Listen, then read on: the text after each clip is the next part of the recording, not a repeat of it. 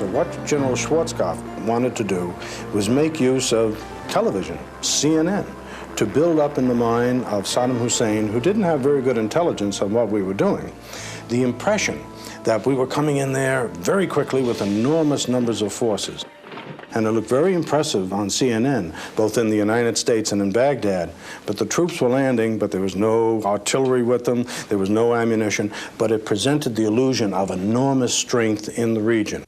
Suspecting that he had taken on more than he had anticipated, gave up all of his bitterly contested gains in the Iranian war in order to settle his differences with Iran and release more of his forces. He held one potential ace. The Iraqi weapon with the greatest promise was the powerful Soviet-designed Scud ground-to-ground missile. While it was highly inaccurate, Saddam had it in quantities and could fire the Scuds from hard-to-locate mobile launchers that put the entire theater in range.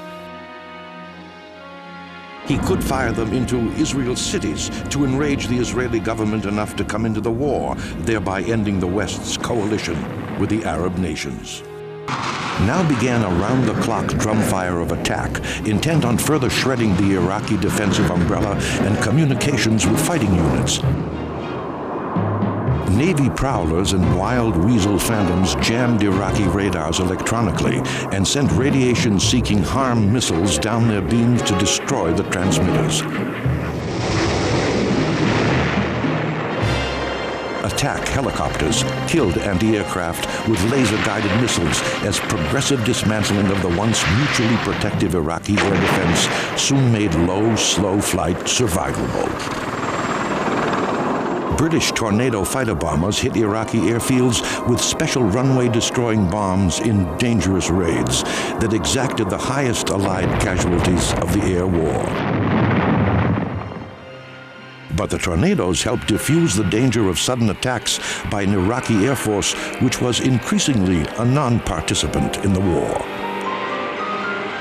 On the odd occasion that Iraqi pilots attempted an attack or were caught in the air, coalition defenders swept them from the sky with barely a loss to themselves, into Iraq to establish advanced logistic bases. At dawn on February 24th, 1991, the most powerful attack in the history of arms opened up against the world's fourth largest army.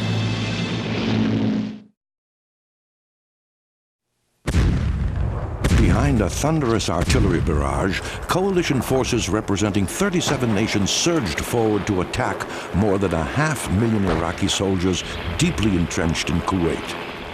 And then there's the anxiety that the soldiers feel. Not only the soldiers, their officers. Everybody's scared to death. And everybody's in a semi-paralyzed state until they really get going. 2 Marine divisions and the Saudi forces moved out toward the Iraqi Barm defenses to the north. They had been assigned to take Kuwait City in 3 days and pin and destroy forces that might impede the left hook. They moved against the dreaded Iraqi berms with prickling knowledge of the terrible casualties they had caused the Iranians. Saddam did more than survive, he prospered. The air and armor assets that the ceasefire saved were turned on some of his own people who had risen against him. The war's superlatives lay mostly in its one-sidedness. Only 100 hours of ground combat were necessary. The coalition had less than 1,000 battle casualties. 147 American men and women were killed in action. Iraqi losses ranged up to 100,000 dead. Destruction of equipment and infrastructure topped $1 billion.